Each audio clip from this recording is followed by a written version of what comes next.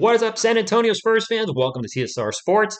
Hey, look, another Spurs video. Well, I'm enjoying doing them, and you know what? I had to address this article with my man, Keldon Johnson, being a highlight here of a article by Pounding the Rock.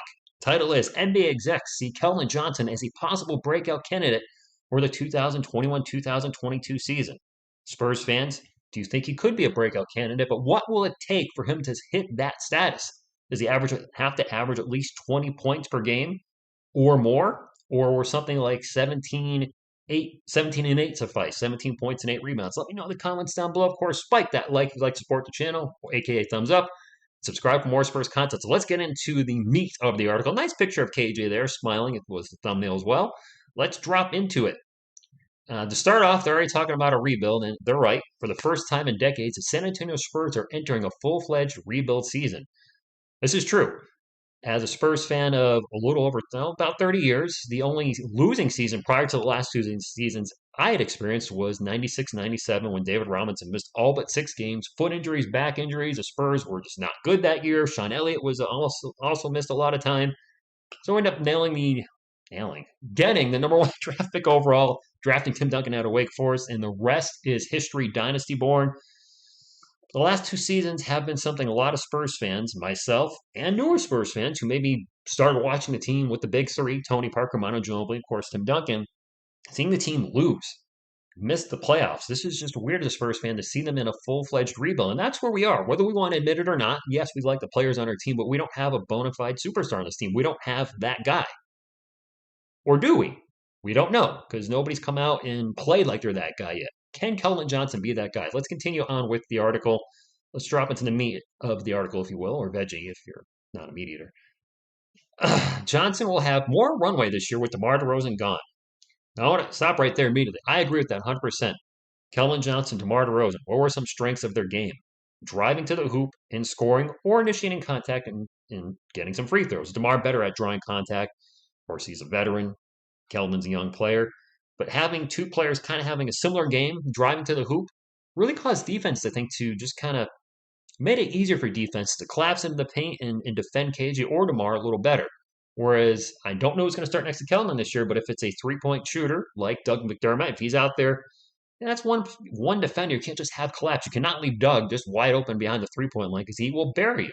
If somehow Zach Collins is healthy and he starts, he can hit the 3 too. So if we have more three-point shooting next to KJ, that's going to help, I think, expand his game. And I like DeMar DeRozan, but a three-point shooter, he was not. Let's continue on.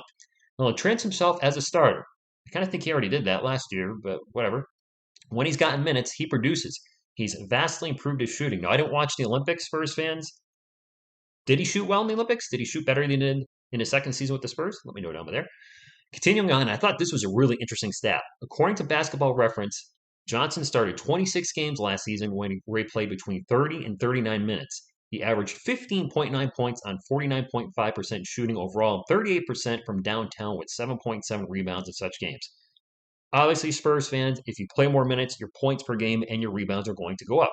That being said, he shot better as he played more minutes. I wonder if he's kind of like, well, maybe not just him, a lot of players. They get into a rhythm. And if you're constantly coming in and out of a game or your minutes are getting cut short for whatever reason, it's hard to find a rhythm. So KJ may be one of those players that, he needs those minutes. And hopefully he gets at least 30 minutes per game this year. Pops rotations. I have no idea what's going to happen with them, but I feel like he's one of those players that's going to have the 30-plus minutes. Him, Derek, and DeJounte and Yak, maybe close to 30 if he's not in foul trouble. Anyway, let's continue on.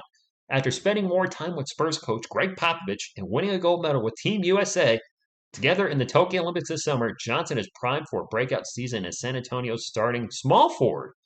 Well, right now, most websites have him listed as their starting power forward, but we'll see on that. I'm curious how Keldon is after the summer with USA Basketball and Popovich believing in him even more, an NBA scout noted. I'm curious too. As a KJ fan, I certainly hope he has a breakout year. We don't have a star right now. That's not a knock to any players on the team. But previously, in my lifetime as a Spurs fan, David Robinson was a star, then Tim Duncan, well, I guess they're both stars, and maybe to a lesser degree, Manu Ginobili and Tony Parker were stars. While they weren't huge, as big as the two I mentioned, David and Tim, they were certainly stars, especially in San Antonio. And then Kawhi Leonard, and then, yes, I would say LaMarcus Aldridge, DeMar DeRozan, but we don't have a star right now. Do we have anybody that's made an all-star team on the team? I don't think so. I don't think anybody on our team's made an all-star team. Not off the top of my head, but I'm pretty sure nobody has. If I'm wrong, please correct me on that. But I think we have 0 all-stars on the team. So it'd be great to see Keldon take that role. I would love DeJounte maybe make an all-star team. If Derek can be healthy, heck, let's have the whole starting 5 make an all-star team. I'm way off on a tangent. I'm sorry. Let me get back to the article. DeJounte Murray received some votes. Okay, that's cool. I mean, I think for DeJounte to have a breakout year, I really need to see the scoring and assists go up. Scoring maybe close to 20, similar to KJ. And the assists really need to get up to the next level. The rebounds are fine at 7 a game. I'm fine with 1.5 steals, but I think he's going to need to get to 7 or 8 assists to really put himself in the upper echelon, wow, of point guards in the NBA. If he keeps sticking around that 5.5 to 6 assist mark, that's just, I don't think that's going to get him there. And then oddly enough, if you continue on in the article, and it says oddly enough in the article, well, go figure, Patty Mills got a point. A breakout year in his mid 30s? I doubt it. Anyway, finish off the article. Lonnie Walker did not receive any votes, and this is a contract year for Lonnie. I forgot he did not receive or accept an extension with the Spurs. So I guess this is the make or break year for Lonnie Walker, and he said he's ready to accept the challenge. We know Lonnie is an explosive player, got an amazing vertical. I believe it's over 40 inches, can hit the three. A very talented young man, but he hasn't put it together yet. The big knock in his game, and in a lot of our Spurs right now, to be quite frank, is consistency. I've mentioned this in other video, and I've mentioned this in other videos before, that he needs to find consistency. If he doesn't, if he's up and down all year, could it be the end of Lonnie's run with the Spurs? We're loaded with players his height that can play the 2 or 3. Josh Primo's, Devin Vassell. Could this be the end of Lonnie's run with San Antonio? I hope not, but if he's not right for the team and maybe he can play well and do more with other teams, sometimes you just have to say, thank you for the time, but it's just not working out. But I hope it does work out for Lonnie, whether it's as a starter or a bench player. And I guess that's it for the article. What they say is, what do you think of these rankings? Is Keldon the most likely Spur to break out, or is there someone else NBA execs are forgetting? Uh, yes, I would say out of our current roster, I feel this man right here is probably the most likely to break out for the San Antonio Spurs, and I'll wrap it up with a few reasons. One, obviously he can play. That's the most important thing. You can't be a breakout star if you suck at basketball. I think that's just given. When he can play, and he's an exciting player. We've all seen the huge tomahawk dunks and then incredible Hulk thing after he dunks. And you know what? That's good because you know what that does? If kids see that, they're going to pretend they're Keldon Johnson on the basketball court. Now, obviously, maybe not dunking if they're little, but if you're hitting a shot and then you're doing the hulking up thing like KJ does, and somebody's like, what are you doing? Who are you supposed to be? I'm Keldon Johnson. I mean, that's cool, and that's something people can remember. He's got a great personality. There's tons of videos of him singing Mariah Carey, maybe some other pop stars, I don't know, but I've definitely seen him singing Mariah Carey, which got some notoriety, as Mariah Carey pointed out. I think put it on her Twitters or her Instagram or something. He's got an easy name to remember and a common name. Johnson's a very common name, so it's a name that you will remember. Whereas if you have a player whose name is kind of difficult to pronounce, maybe it might be harder for them to break out just from name recognition. But Keldon Johnson's a KJ initials, and then just look at the man right over here. The big smile. You got to have charisma to be a star. I don't know how I've got 10,000 subscribers on YouTube with no charisma. Just kidding. I must have some. But that being said, you got to have something that makes people like you. And everything I've seen in Keldon Johnson says he's a likable person.